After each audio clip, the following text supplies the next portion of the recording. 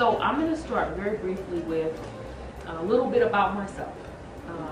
I, as most of you know, have been a corporate executive for about 20-something years, and decided in 2005, after coming out of yet another board meeting, no pun intended, that certainly there had to be a little bit more to life than having another meeting where we're talking about, again, doing even more with even less. And we're going to sit there and we're going to do our strategic initiatives, and our IT department's going to tell operations what it is that they need to do. And we're going to continue to do this kind of process that goes on year after year after year. And I literally walked out that day and went into my office and really started commiserating with myself, like, Lord, is this all there is? Certainly there has to be more. And out of that thought really came the idea of, it's really time for me to open a restaurant. And for those of people who know me know I'm a foodie. I would consider myself the original food channel. And dating myself, I used to have an easy bake oven, for those of us who remember that. And the easy bake oven, I'd make my own concoctions and have everybody taste it and judge it. So I truly was the original food channel. And so what I decided that day is, it's time to open a restaurant. I'm from St. Louis, and when I came out here to go to DU to college, I was a biomedical engineer. Thought I was going to make artificial prosthetics. And I carried that major for about 3.5 years. But when I first got to school, you know, I came with pretty much everything paid for, but my mom and I forgot one important aspect: books. And as a biomedical engineer, I had every 3-inch book that there was immediately out the bat. You know, physics, chemistry, and not only weighs 20 pounds, but costs lots of money. And my mom, being a single parent at the time, we just didn't have it. And I didn't have the heart to call back to St. Louis and tell her I need $150 for books. That was a lot of money back then, still is. And so I always bake cheesecakes. I have a cheesecake, the cherry cheesecake that's sold here in the store, is a cheesecake I've been baking since I was 12 years old. And so I was baking a couple when I first got to school in some of the upperclassmen. They had homes, or what seemed to be homes at the time, really apartments, but they had kitchens. And so I baked these cheesecakes, and people were like raving about them. I'm like, aha! If I sell enough of these, I can actually buy a book. And so I spent my first quarter at DU baking lots and lots of cheesecakes. You know, like Wimpy with the hamburgers. If you pay me today, I'll get a burger tomorrow. It was like cheesecakes.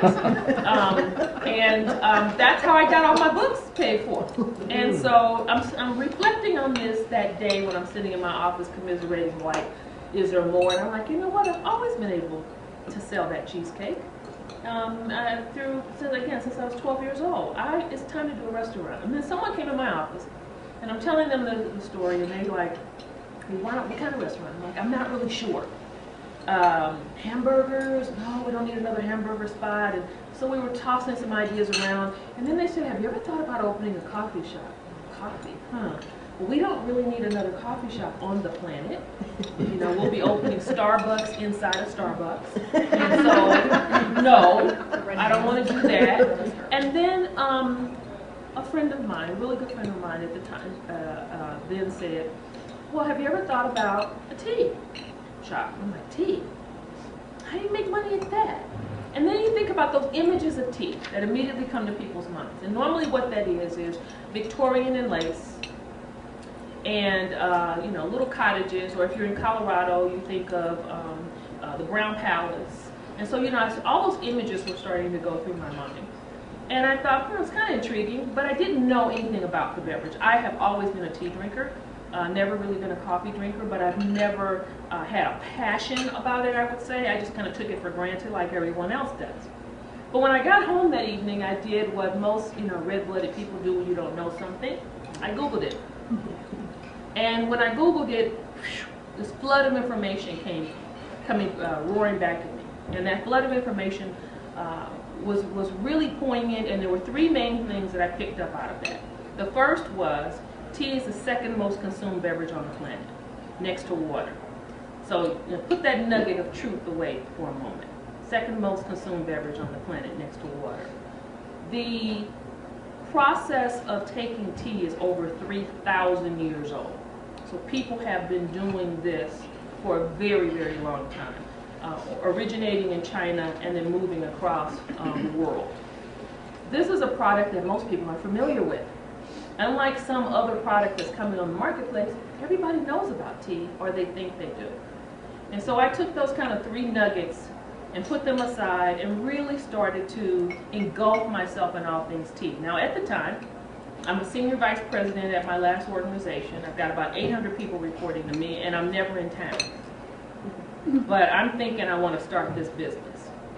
So I sat down as I was writing a business plan and decided that as I traveled around the country, that I would always take time out of my schedule to go to any tea house that was there in that particular city.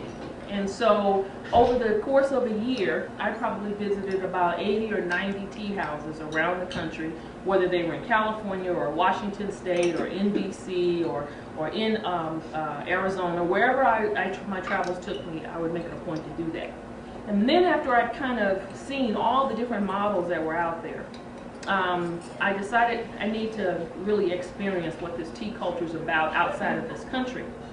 And so I traveled to Japan and spent about 10 to 14 days there, going to 70 cities in 7 days and drinking over 70 teas, and really got myself engulfed with particularly the Japanese green teas. We drink black teas as well, but Japanese green teas all across that wonderful country. And then decided I'm going to go to Europe. So I went to Europe, spent a lot of time in Paris, a lot of time in London, and went to all of their respective tea shops and looked at that culture. And clearly it's akin to what Howard Schultz of Starbucks found when he went to Italy, those many years ago, which is what prompted him to decide that we needed to have a Starbucks on every corner. So the same thing is true about tea in cultures outside of this country. The United States was a tea drinking nation until the Boston Tea Party. And so our culture, our country is kind of coming full circle. And I always ask people to think about why, out of all the things that the settlers could have thrown overboard, why would they choose tea? It was a prized possession. It was extremely expensive. Tea would take sometimes 6 to 9 months of their wages. Okay, think about that. Think about that for a moment. And so with all of that information compiled, and now I've had an opportunity to travel outside the country, and when I was in Japan, I actually went out into the tea fields and picked tea. And until you have picked the product, from my perspective as someone who's trying to go into the business, you really don't understand what's going on. And what's going on is that there are bushes about waist high, that the women are actually plucking 2 leaves and a bud. 2 leaves and a bud is an orthodox tea, meaning it is hand-picked.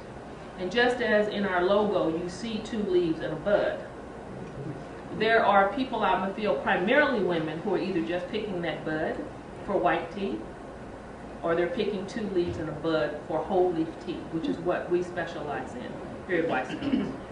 And so I picked the tea, and you have a little basket on your back, and you put the tea in your basket. And the women take that to a weighing station, and that's how they get paid for the day's work. And that process is going on all over the world. Now, there are teas that aren't picked in an orthodox fashion. Those teas are picked, if you are processed with a machine. Still good tea, but just processed in a very different way. Okay? So I saw both of those processes. But this one fascinated me because it takes about 6 pounds of wet leaf, if you will, to make about 1 pound of dry leaf. There's a lot of picking going on. Okay? A lot of picking going on. And so I came back now with all this, and that process I just described to you, going to all the cities around the country, going to Europe, going to Asia, that process took about a year in and of itself. And then decided, I really need to engulf myself from an educational perspective in tea. And so I went and became certified through the Specialty Tea Institute, there is such a thing, in all things tea. And became a sommelier of tea of sorts, if you will. And that's kind of the foundation. So then I came back, wrote a business plan, Submitted it to a bank when banks were still giving people money. Remember that time? And submitted it as a tea house that had food, not a restaurant that had tea, for obvious reasons. And the banker said yes. And then I went to friends and family and got some additional investment and put the rest of the investment in myself and built Wystones. And now that's, when I first had the idea, is 2006. And Wystones opened in June of 2008. Okay, so that gives you an idea, about a 2-year journey to get there. And so, opened in June, everything's going wonderfully. I'm thinking, yes, I'm the smartest person on the planet. And then October comes, and it's the economic tsunami, I think is what we're describing it as, where life changed as everyone in the world knew it. And there was a significant meltdown in our economy. Banks were closing, investment firms are closing, unemployment is rising before my eyes. This development in Belmar, lovely Belmar, doesn't get built. There's a significant delay in the rest of these stores coming in. And we've chosen to be at this end, which is the undeveloped portion. And then you have to say to yourself, oh my goodness, what are we going to do? What am I going to do? Put everything into this.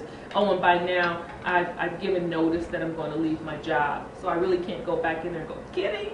So I have to go forward with this.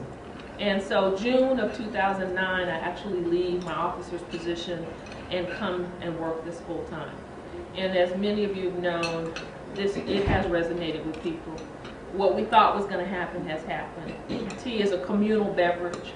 Everyone loves to bring together family, friends, colleagues, business associates over this beverage. This beverage, as I said, that's been around over 3,000 years.